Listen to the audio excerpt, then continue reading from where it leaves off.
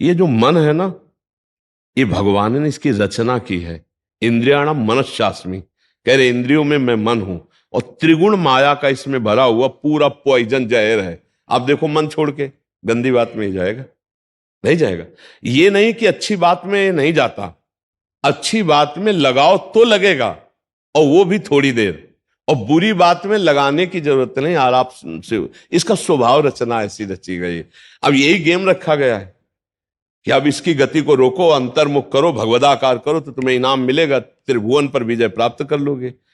वो अद्भुत आनंद अंदर ही मिलेगा, किसी से कहने की जरूरत नहीं, आनंद मगन हो जाओगे। और उसी आनंद की खोज देखो, जब हमारा मन कहता है इस शरीर को भोग लें, इस वस्तु को भोग लें, अमुक, देखो सब अपने घर के जैसे बैठे हैं, क्या उसके भोगने के बाद मन को शांति मिलती है?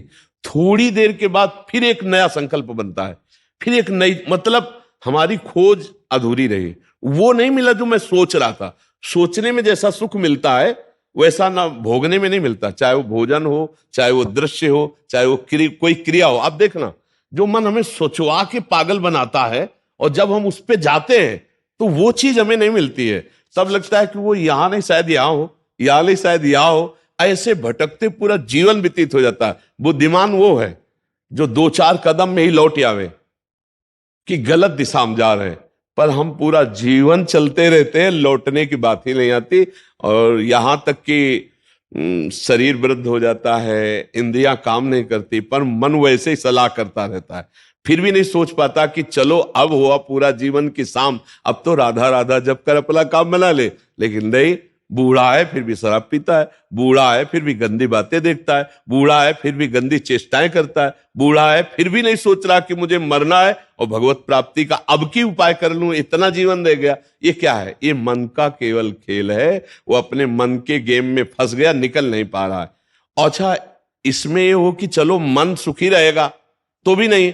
आप जितना गलत करते जाओगे उतना वो नकारात्मक सोचे पैदा करता चला जाएगा, और उसका परिणाम यह आएगा कि आपको डिप्रेशन में पहुंचा देगा। मतलब किसी भी तरह से ये चैन नहीं लेने देगा। तो इसको लाना तो भगवान की शरण में पड़ेगा, तभी शांति मिलेगी, तभी सुख। बहुत गंदा, बहुत गंदा, बहुत नीच है ये, और ये बहुत उत्तम है। ये अगर सही रास्ते को पा जाए तो दूसरे के लिए अपने प्राण दे सकता है, परहित के लिए अपने प्राण दे सकता है, ये भगवान से मिला सकता है, ये सब सुख दे सकता है। बस इसको गलत ढंग से जो प्रयोग होना शुरू हुआ है, इसका ये बंद कर दे, वही बहादुर है। देखो, विरक्त मार्ग एक अलग होता है, लेकिन गृहस्थी में तो एक धर्मपूर्वक विषय सेवन की मर्यादा है ना। तो आप धर्मपूर्वक देख लो, अगर आपको अपनी पत्नी में, अपने पति में सुख नहीं मिला तो विश्व में कहीं सुख नहीं मिलेगा, क्योंकि है नहीं।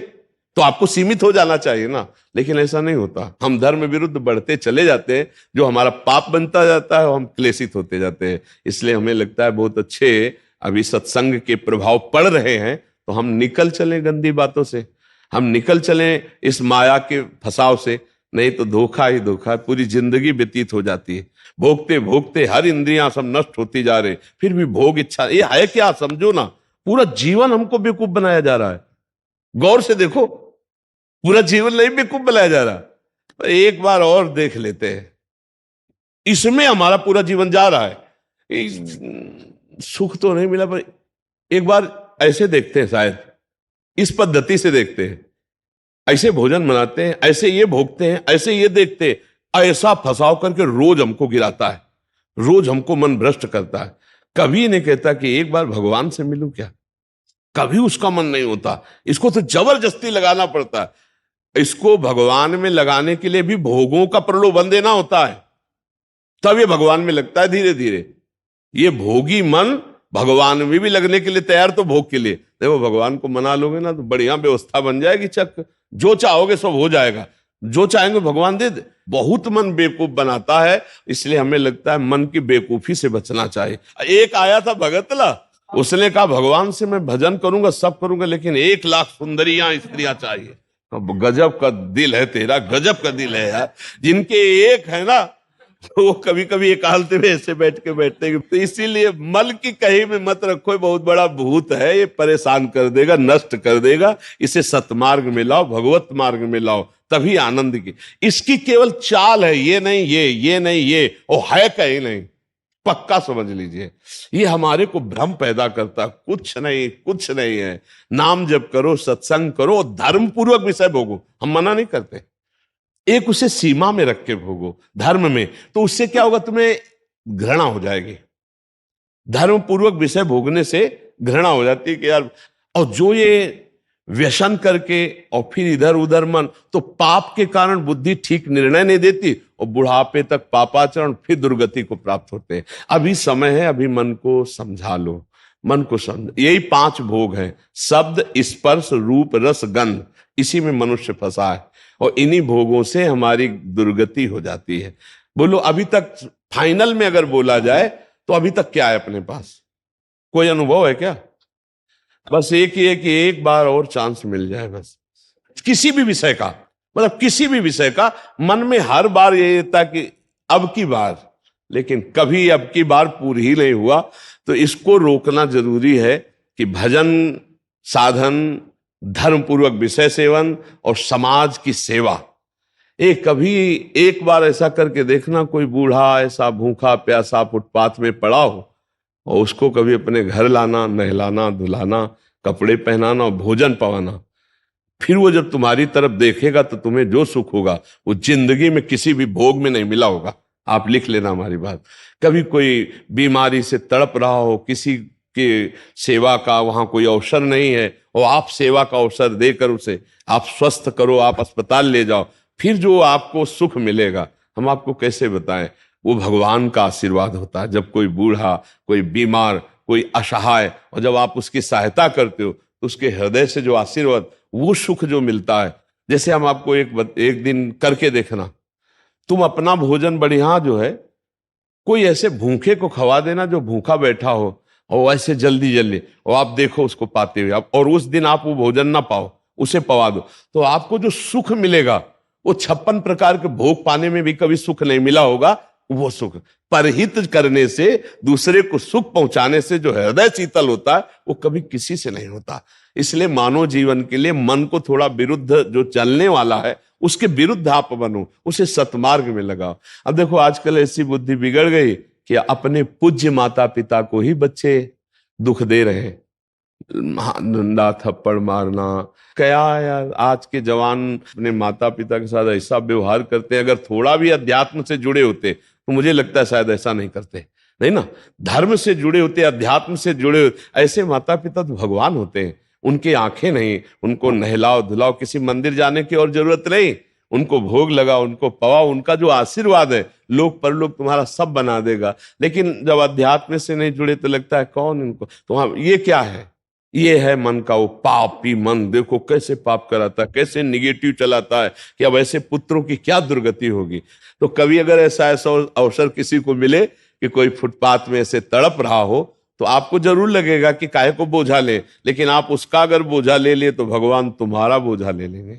जन्म जन्मांतरों के पाप नष्ट हो जाते हैं जब ऐसे दीन दुखी आशीर्वाद देते ना, उसे भगवान का आशीर्वाद समझना। और जब माता पिता अंदर से साप देते ना कि भोगोगे, तो फिर भगवान भी नहीं टाल पाते, फिर भोगना पड़ता है। इसलिए धर्म से चलो, किसी का अपराध मत करो, गंदी बातों में मन को न जाने दो, खूब नाम जप करो, यही मनुष्य जीवन का लाभ लो। मनुष्य जीवन एक दिव्य जीवन है, इसका एक दिव्यता का लाभ है। यार देखो, अगर हम ना चाहे तो पूरी बाजार से निकल जाए कोई सामान, दुकान की आके हमारी लिपट थोड़ी जाती है। हम जहाँ खड़े होंगे, जहाँ खरीदेंगे, वही जो वस्तु हमें मिलेगी। तो अगर हम निश्चय कर लिया कि मुझे मांस नहीं खाना, मुझे शराब नहीं पीना, मुझे पराई माता बहनों की तरफ गंदी दृष्टि नहीं करनी, तो मुझे कौन गिरा देगा? आप सोचो, हमारे निश्चय में कमजोरी, तभी हम डरते हैं कि कहीं गिर ना जाए। ऐसे कैसे? हाँ, कुछ कमियां ऐसी होती हैं जिससे अहंकार का नाश किया जाता है। जैसे आवाज आता है ना कि हम जितेंद्री, हम ऐसे हम ऐसे, और भगवान को अहंकार पसंद नहीं तो छोड़ देते हैं। देखो जितेंद्रियता करके, तब जब रोता है कि प्रभु मैं तो नीच किसी काबिल नहीं, तब भगवान फिर उठा लेते हैं। नाम जब करो तब मजबूत ब्रेक लग जाएगी। कोई कैसे गिरा सकता है? कैसे गिरा सकता है? नहीं गिरा सकता। बात मान ली, बस हो गया, हो गया। बात मानने से होता है। देखो, हमारी बात ना मानो, कंठी बंधवा लो, तिलक लगा लो, सब कर लो, कल्याण नहीं होगा। हमारी बात मान लो, कल्याण हो जाए। बात मानने का चेला होता है ये कोई सांसारिक थोड़ी कि भैया जैसे सांसारिक संबंध होते हैं ऐसे गुरु शिष्य का संबंध आज्ञा पालन से होता है। गलत नहीं करूंगा, जैसा कहोगे वैसा चलूंगा। अब आपने कह दिया, अब ये नाम जप करूंगा, बस हो गई बात। बात यह है कि हमको अब महत्व तो कर लेना है। अरे बोले ऐसे कह दिया था सिया राम राम राम जपो, तो गुरु मंत्र तो मिला नहीं। तो कभी गुरु मंत्र मिल भी जाएगा तो लाभ नहीं मिल पाएगा, क्योंकि आपको संत वचन गुरु के वचन पर विश्वास ही नहीं हुआ। गुरु के वचन प्रतीति न जेहि, फिर स्वप्न में भी लाभ नहीं मिल। मान लिया हो गया हमारा सब कुछ, अब हम राम राम जप करेंगे, अच्छे आचरण से चलेंगे तो यही नाम आपको बल दे देगा। जो आप कहते हो ना कि ऐसा बल कैसे आए, इसी नाम से आता है बल। माया पर जीतने का जो बल है वो भगवान की कृपा से, उनके नाम बल से आता है। देखो नाम में इतनी सामर्थ्य, भगवान को अधीन कर लिया। सुमीर पवन सुत पावन नामो अपने बस कर राखे, फिर और क्या, काम क्रोध को जीत लो तो कौन बड़ी बात। भगवान अजित जीत गए। भगवान कह रहे प्रति उपकार करो का तोरा, सन्मुख हो न सकत मन मोरा, तुम संतात उरिन मैं नाही। नाम जप करते हुए समाज सेवा, भगवत सेवा, माता पिता की सेवा, बस इससे बढ़िया वो साधना क्या है। अब बढ़िया गंगा जी से कपड़ा धो के लाए और फिर नाली में डुबो दिए तो फिर गड़बड़ हो जाएगा। नहीं, मानव दे थोड़ा विवेक है, धर्म से विषय सेवन करो, पापाचरण करोगे तो फिर वहीं पहुंच जाओगे, नरक हो जाए। कर्मों की बड़ी गति है, इसलिए नाम जप कर लो और ये जीवन सार्थक। अच्छा, नाम जपने में सबसे बढ़िया बात ये कि इसमें हम बैठने की बात नहीं करें कि आप पद्मासन लगा के बैठो। हम कहे दिन भर काम करो, राम राम राम राम, अंदर से राम राम चल रहा, फावड़ा चला, राधा राधा राधा राधा, हर काम होता रहेगा। जब युद्ध हो सकता है मामुनिस्मर युद्ध से, तो युद्ध से खतरनाक कोई काम तो है नहीं।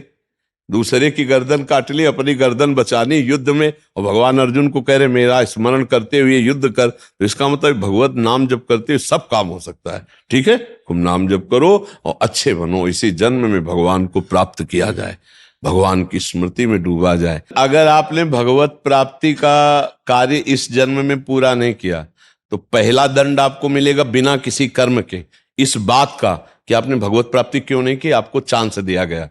जैसे बहुत सरलता से हम समझाते हैं कि जैसे हम आपको विदेश भेजें सरकारी, भारत के संविधान के अनुसार, आप भारतीय काम कीजिए, जाकर भारत के लिए आप ये काम कीजिए, और आप वहां जाकर जाने के लिए तैयार हो कि हमें वहां गाड़ी मिलना चाहिए, बंगला मिलना चाहिए, हमारी सारी व्यवस्था होनी चाहिए, तो सब व्यवस्था भारत सरकार ने कर दी।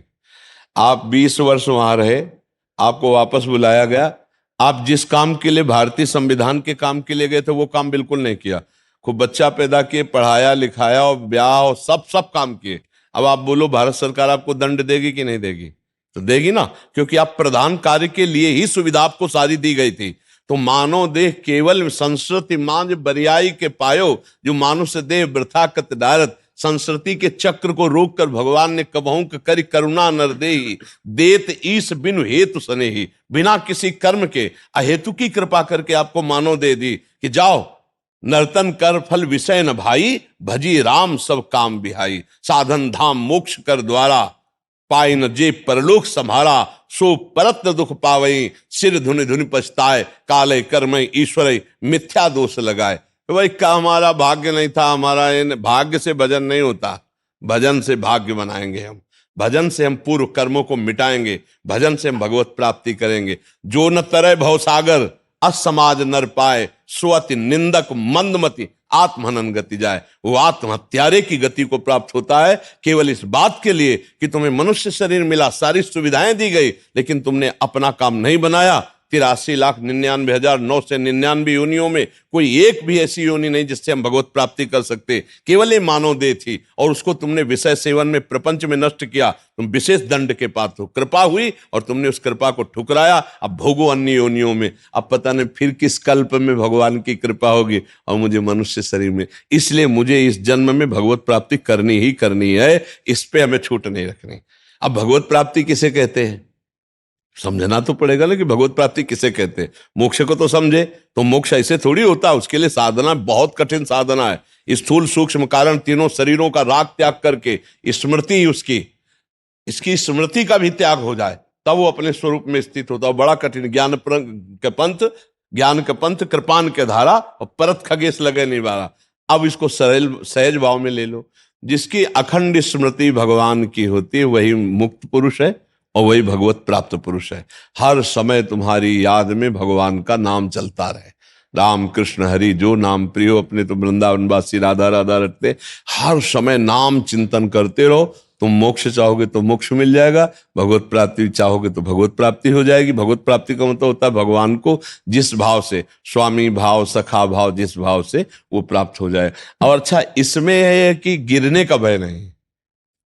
हम राधा राधा जपते हुए किसानी कर रहे हैं, राधा राधा जपते करते नौकरी कर रहे हैं, राधा राधा जपते हुए संसार के सब कार्य कर रहे हैं, तो हमको संसार के कार्य भी हो जाएंगे और भगवत प्राप्ति भी हो जाएगी। अच्छा, मिथ्या भाव हमारे यहाँ लगाना नहीं, भगवत भाव लगाना है। सब में भगवान है, तो हम जिससे मिलते हैं उनके हृदय में भगवान है, हम ऐसे बर्ताव करते हैं। चाहे पुत्र हो चाहे पत्नी हो, नाथ सकल संपदा तुम्हारी, मैं सेवक समेत सुतनारी। बहुत सरलता से निपट गए संसार से, बहुत सरलता। पर भजन नहीं किया तो दंड मिलेगा, क्योंकि सरकार ने भेजा है यहां सरकारी काम करने के लिए, भगवत प्राप्ति के लिए। अब अगर चूक हो गई तो फिर गड़बड़ हो जाएगा। अच्छा देखो, तुम्हें तो कुछ गड़बड़ होना है नहीं, तुम तो अविनाशी भगवान के जन हो, अविनाशी स्वरूप है ना अपना सबका। लेकिन जैसे स्वप्न में लाठी चलती है, कुछ नहीं होता है, पर पीड़ा होती है कि नहीं होती स्वप्न के समय। स्वप्न के समय अगर लाठी चलावे तो वैसे लगती है, नहीं स्वप्न में अगर हम डूब रहे हैं तो वैसे डूब रहे। स्वप्न में अगर पिटाई शुरू है या कोई गला काटने जा रहा तो वैसे भय लग रहा है, और है कुछ नहीं, तो दंड तो भोगना पड़ेगा ना। ऐसे ही जागृत में है, ऐसे ही नरक आदि में है। अविनाशी आत्मा को कोई कष्ट थोड़ी होता है, पर जब तक ये बोध नहीं होगा तब तक तो भोगना ही पड़ता है ना। देखो, स्थूल देह सैया में पड़ी होती और स्वप्न में हम देख रहे हैं कि हम समुद्र में डूब रहे हैं।